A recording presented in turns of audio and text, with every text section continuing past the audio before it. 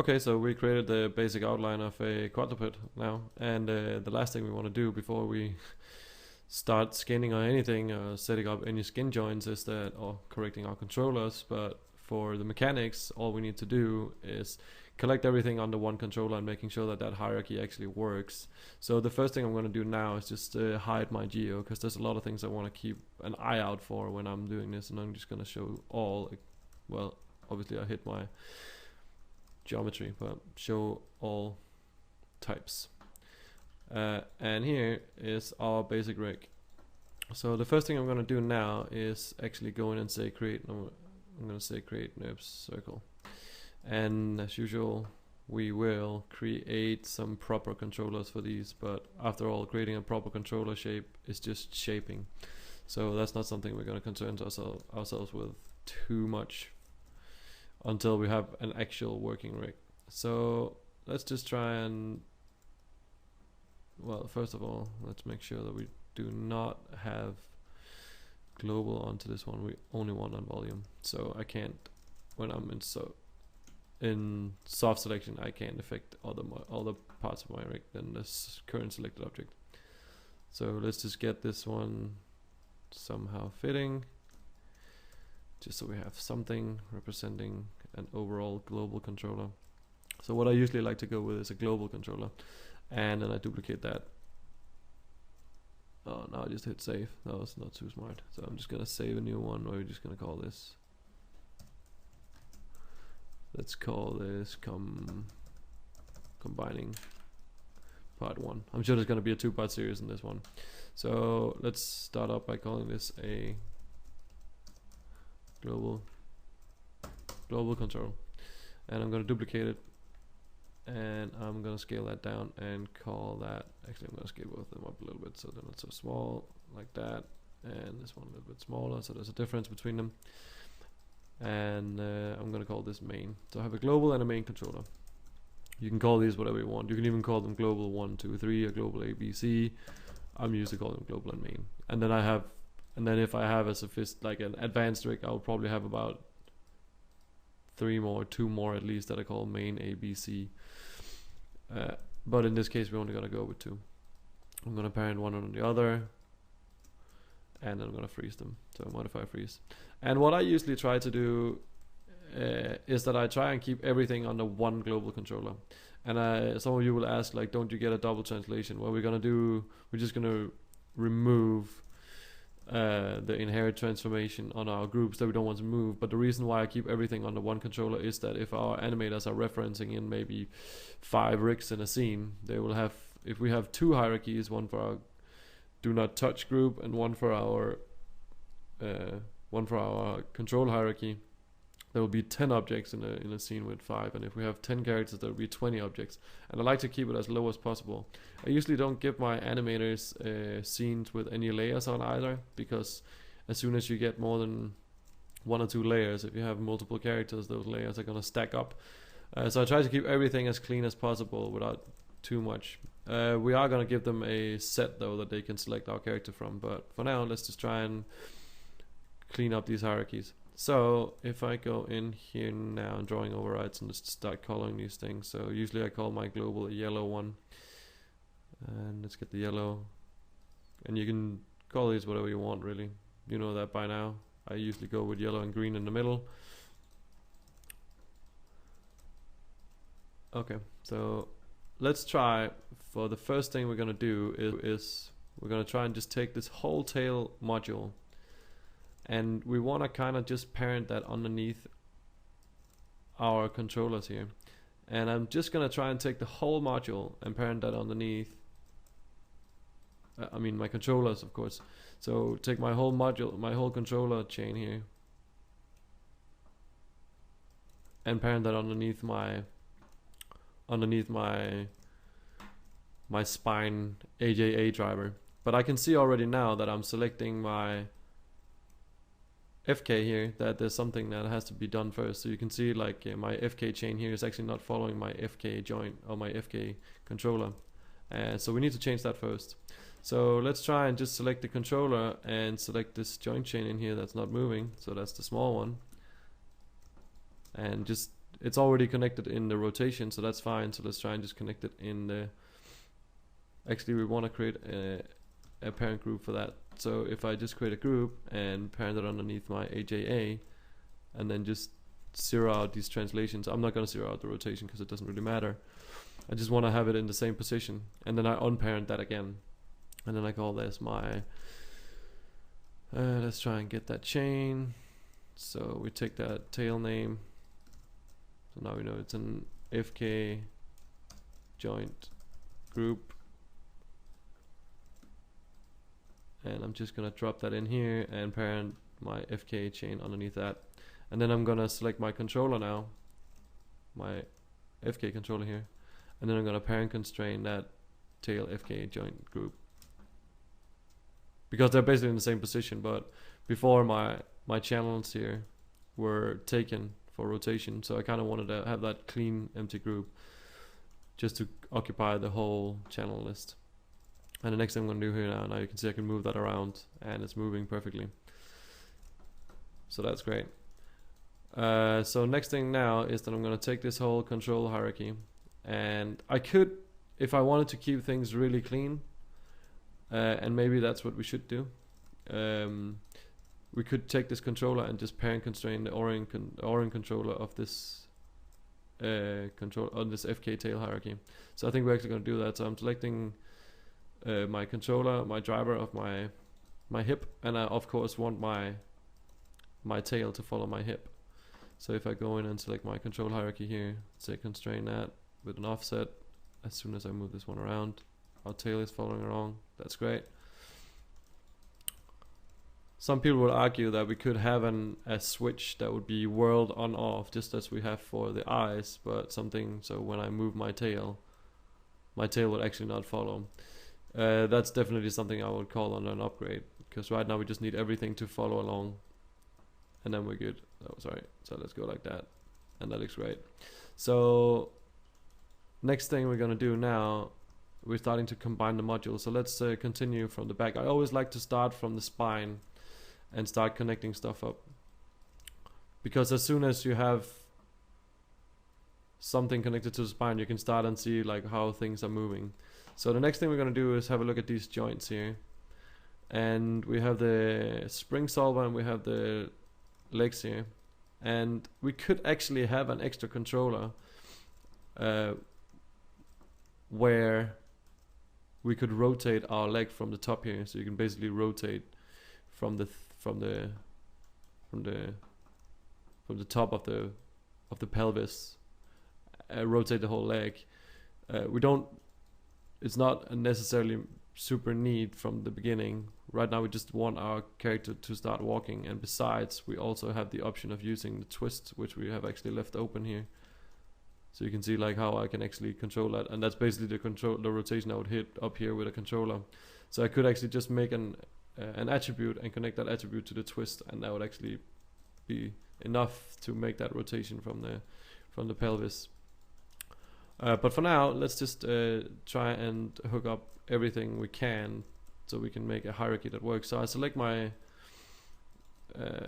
driver here again, and then I'm starting to connect my joints. So I'm going to parent constrain my joints here. So I select my pelvis and then my joints, and then I select my pelvis and my joint. And now you'll see, if I move this one around, the leg is starting to connect, which is great. So things are starting to look good now, slowly. And we're going to do the same thing for the other side. So let's select this one here, these like that, select the underlying one, and suddenly we actually have a moving character here. Brilliant. And let's continue with the front legs. So the front legs are a little bit different because we have this, I'm just going to hit save here. So the front legs are a little bit different because we want to parent these two that are our clavicles. They should be parented underneath this one directly. So let's just take the orient groups for these controllers, and the same thing for this one, orient group for this controller, and just parent them directly underneath. So when I move this one around,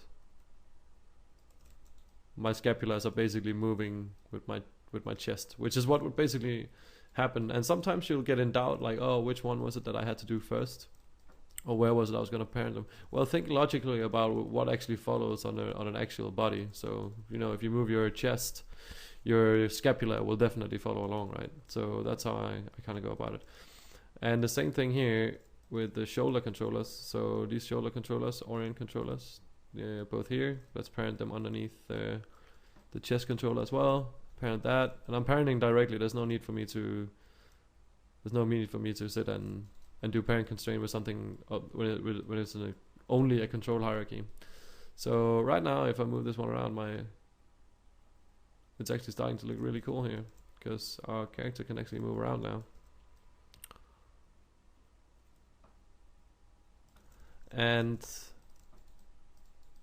that was actually pretty easy, because we don't need to parent constrain anything, because we already did that for our front legs when we did our shoulder movement here. So now we kind of like have a little hierarchy where the chest is moving the shoulder, and the shoulder is actually moving the actual arm, and then underlying is this controller controlling the scapula if we want to manipulate that manually. And now you can see, as I'm cleaning up here as well, I can see that I have all these I duplicated all these controllers because I was lazy and I didn't want to rebuild them all, but I can see that I haven't removed all of this. So that belongs like under the cleanup stage that we're doing right now. So I'm just gonna remember that we have to unlock these lock controllers first before we can delete them. So let's delete that, not delete node, but delete attribute. Great. And let's check that we don't have it on this one. Oh, we also do it on this one. Could delete them at the same time. Too bad. Unlock that. Select all of them. Delete attributes. Not duplicate. Sorry, I had to switch screens, so my screen is a little bit small on the resolution. I don't know if you guys can tell that difference right now. So now we actually have the whole body of the characters basically where we want it. There's a few things here that we need to move along as well. So we connected our shoulders, but what we don't have connected yet are the root of the clavicles. And these two guys just quickly needs to be put underneath our spine ends. So we want to make sure we select the IK chain, because the IK chain is the chain that we're moving. So you can see I want the driver of that IK. And you can see if I take this one out, I want to make sure that it's this chain, the IK chain, and not the drivers, but the IK chain end that I'm point constraining my objects to. And the reason why I'm point constraining is because that this chain is actually receiving scales. And if something is parented directly underneath that hierarchy, it will actually inherit that scale. And I don't want my clavicles to scale. So in this case, I'm going to select my end spine, and I'm going to select my first clavicle here, and I'm going to constrain it, parent constrain it. And I'm going to deselect that clavicle and select the other clavicle and hit G to repeat that process. And now if I move it around, you can see that my clavicles are actually moving along as well. So perfectly. And you can see like we have a really nice and flexible spine here. And you can also see how our automated rotation on our ball rolls are working really in our advantage right now, because it's basically automating this movement of the ball roll. And if we don't like it even, you know that we can take it off here. So our automated ball rotation that we have on all our legs. So now I just put it back to 0.5, which means that it gets only half of the inherited, and now you can see it's moving a little bit more sensible. So it's nice for us to have all that flexibility for free. So the next thing we're going to do is I'm going to hit save again. So I'm just overriding here because I'm pretty sure of what I'm doing, but I think you guys should just make sure that you version up, and I'll definitely version up doing this process as well at some point. The next thing I'm going to do here is I have the hierarchy of the neck, and it's very messy right now because we have all these controllers that are basically looking the same, and that's something that we're going to return to. But right now it's all about connecting the modules and making sure that our hierarchy is actually working. So just to close these things down and make sure that I have it as neat as possible so I don't get confused about where I am. So the next thing I'm going to do now is go in and select the FK controller. We know the FK controller is the yellow one, and I'm going to go into the neck, and I know that I have this neck hierarchy right here, and I can basically parent that whole hierarchy underneath my front spine here. So now that I move my spine around, the head is basically following, and that's great. You can see how, if I move the head over here, how my eyes are still pointing in this position, and that's because we made that on-off switch under the neck and head module lecture, and that leads us to this distance controller. Where do we parent that? And it's a preference really, but personally I parent it underneath the main controller. So as soon as we start moving our character around, the main control, when our animators are moving our character around to walk, for instance, in this direction, the animal will still look at this because it'll stay true to the position of the main controller. So what I'm going to do now is start parenting stuff into the main hierarchy underneath these two controllers that we just created. And before I do that, I just want to make sure that I'm freezing these two. So if I just select the root and say modify freeze, and I hit freeze on translate, scale, and rotate, and we check that everything is frozen. That's brilliant. So let's try and start put stuff into the hierarchy. And there's a couple of ways to do this. So what you usually want to do is create a group that's called DNT, for do not touch. So that's something that we don't want our animators to ever concern themselves with. And the first thing I'm going to do is say inherit transform off, and that means that wherever I'm moving my controllers, you can see if I move over here, this group is still staying in the 000 position. Whereas if I hit on inherit transformation, it's actually going to follow that hierarchy. But we don't want that, because we're going to parent our geometry underneath this group. And if our geometry is already connected and skinned to our joints, it means that if we move it with inherit transformation, we're basically moving that same geometry twice, because we're moving the joints, which moves the geometry, and we're moving a group, which is moving the geometry. And that's what you call a double translation. And we don't want that. So let's try and get this guy back here and make sure we have the inherit transformation hit off. And let's try and lock that one, so we can't really unlock that or mess it up. So let's try and start moving stuff underneath our hierarchy here. So we have all our leg controllers. And if I take all my controllers here, so if I open up that hierarchy, basically, I have two groups. And these are the groups my controllers in, and I'm just going to parent those underneath my main controller here. And I'm going to do the same thing for the rest of the legs. So let's try and open up these ones, get all those controllers, all those control groups parented underneath our main controller. So as soon as I'm moving my global controller around, my legs are starting to move, which is brilliant. And then the next thing we need to do is get our control hierarchy for our spine underneath this one as well. So I'm just going to select the top group of that. So that's this guy's orange group, and parent that underneath this one as well. So now when I'm starting moving my character around, oh, it's starting to move. That's brilliant. And then the last thing I want to do is get this controller underneath the main controller as well. And now basically my whole rig is moving. And you can see that everything is actually moving with us. So just for like parenting our controllers underneath our hierarchy, we actually managed to get everything moving correctly, and nothing is twisting or rotating weirdly, at least not right off the bat. But always be prepared. I mean, the reason why I kind of run these lectures directly without actually practicing too much is because I kind of want to see if I make any errors, and if I do, I'll show you how I get out of them, because seeing that process can be quite important, so you understand like the thought process of how you work your way around problems. But in this case, I just have all these all these groups with all my mechanics on, and those mechanics are already being controlled by controllers that are underneath my hierarchy. So I can basically take all these left groups here, all the clavicles, which is basically all my joints. Let's see, there might be a tail group here. So if I go here, okay, underneath the tail group, I still have this tail group here. So I kind of want to parent that. It's already parent constrained into my hierarchy to follow my spine root, but I kind of want to have that into my hierarchy here as well, because I kind of feel like it's more clean that way.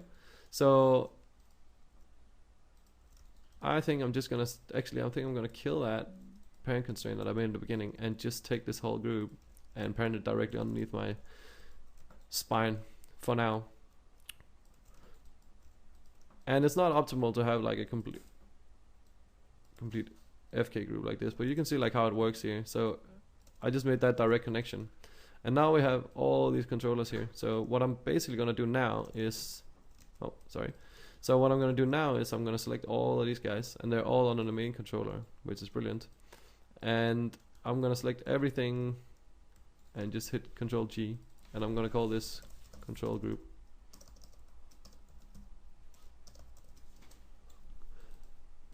And normally, in a lot of cases, if I finish this rig with a facial rig, I would have something that was called body control and something called facial control, because usually you have like quite a lot of facial control, and you kind of want to divide those two up. Also, in many productions, if you go into a big production house, there will in many cases be a rigger for the face and a rigger for the body, and in rare cases there will even be more than one rigger for a body or more than one rigger for a face. So it's quite nice to just divide those things up. And now we basically have all this stuff here, which I'm going to group again, and that's basically what I would call my joint group. But it's not only joints, it's also mechanics and all that stuff. So what I call these groups is called mechanic groups. And I put that into the do not touch group, because I don't want that to be inherited.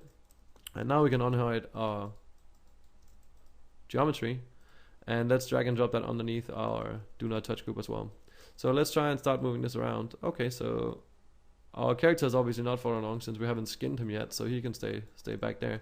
But if I, as a test, just take one joint and just select the geometry here and just put skin in there. So let's make sure that it's on selected joints, and just make sure we skin that. His teeth and all that and his toes are probably going to stay back now, but you get the idea. So you can see I'm not I get no double translations or anything, and I can take him and just rotate him the way I want, and there's still nothing flipping or anything, which is a really good test. I mean, this is how I usually check if anything is flipping in my rig, and if anything is flipping, you will usually notice it as soon as you take it over 180 degrees, and we have nothing flipping, so that's brilliant.